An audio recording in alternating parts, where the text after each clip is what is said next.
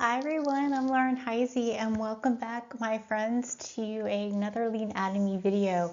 Today we're going to be talking about KPIs action. So we already released a video previously about talking about KPIs and what are KPIs and maybe some ways we can use them within Lean Six Sigma. But now let's talk about how we can use KPIs in helping us select a Lean Six Sigma project. So before we get started, just want to call out, please go visit leanademy.com. You can see the link below. We are offering 2 free white belt classes, one in November, one in December. They are live white belt classes. I will be teaching those, and at the end of those classes, you take a test and you get certified. So it's a great way to end your year with some type of certification. Also, please go over to Leanademy and check out our training schedule. We have some yellow belt, green belt, and black belt courses coming up in the first half of 2026. All right, my friends, let's just jump right on in. So what do we get out of this? So when it comes to project selection in Lean Six Sigma, we want to make sure that we are choosing the right project, right, that drives meaningful improvements. What we're looking for is to align that with our business goals. So this is where KPIs come in. KPIs help us make us some decision making around project selection through data decisions. So instead of just hypothesizing, instead of just brainstorming, maybe we start to use data to help us drive us in the right direction into the areas of the business that are causing the most pain. This helps provide some structure into the ways you can choose the different Lean Six Sigma projects. So let's jump right into some of the ways we've done this in the past. You probably have done it in the past where you have brainstorming, right? You get everybody into a group and into a meeting, you start brainstorming, and brainstorming is a great place to start. In fact, we teach you how to do brainstorming in our Leanademy classes to do, to understand what the root causes are, but then also to develop solutions as well.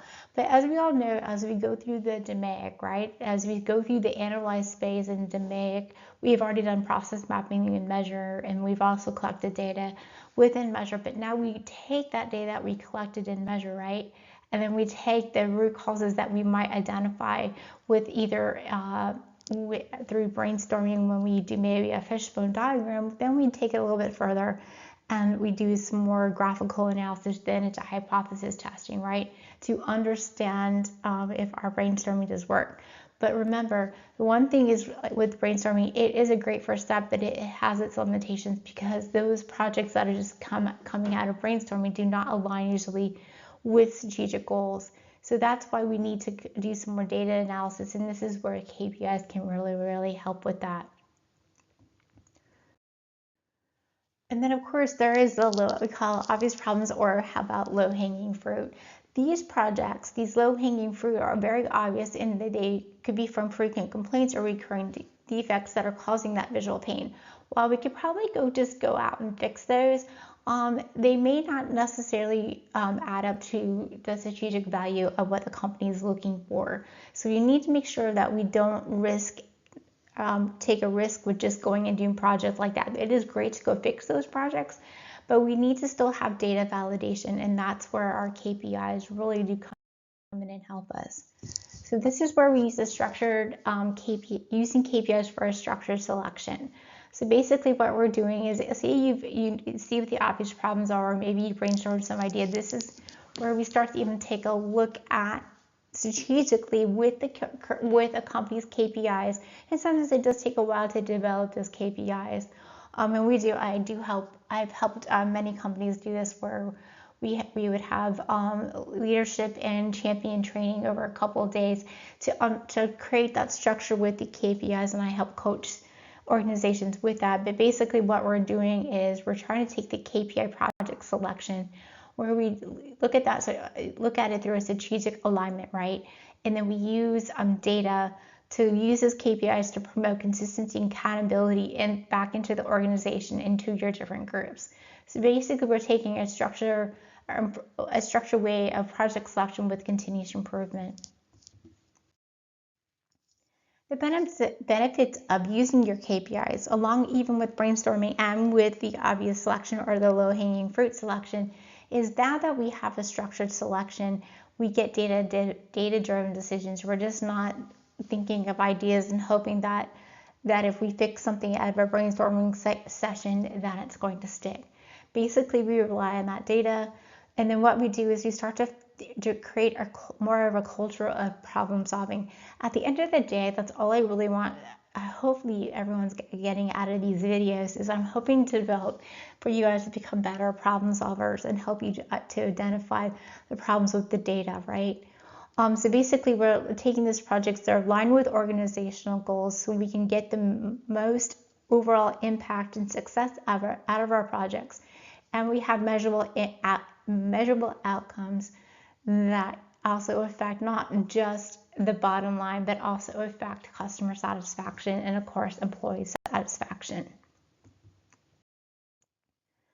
So when you're starting to think of a project to do, either if it's for your yellow belt, green belt, or black belt, this is where you really need to work with your champions, and your champions will can help you with the structure with KPIs to help determine the right areas to go fix.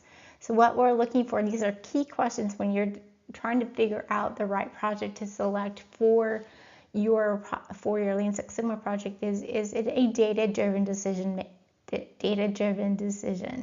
Basically, are you using data? Is the data reliable to help you make sure that you are coming to good informed decisions, and not just with picking your project, but also when you go do your project? And you got to make sure that that project is somehow aligned with your business's KPIs, meaning that you want to check to make sure that if your problem statement and your goal statement solve for something that is being felt throughout the organization, or even if it's just in your work area, it does somehow impact your business KPIs. And this helps with strategic project selection, right? So using these questions like these can help guide in project evaluation, so you avoid any type of common pitfalls we often see in Lean Six Sigma project selection, meaning that you choose a project, but okay, you improve something, but at the end of the day, it's not really improving anything for the business. All right, my friends, very quick and easy, little bit of a video to show you how to take those KPIs and put them into action with selecting a Lean Six Sigma project. If you would love to, well, I hope you will. If you'd like to learn more about our training opportunities, please click on our link below. Or otherwise, please just subscribe below if you like these videos and you want to continue seeing more of our content. And please, if you hit subscribe, if you have any questions or comments, please drop those below too. And thanks everyone, and we will be back soon with another video.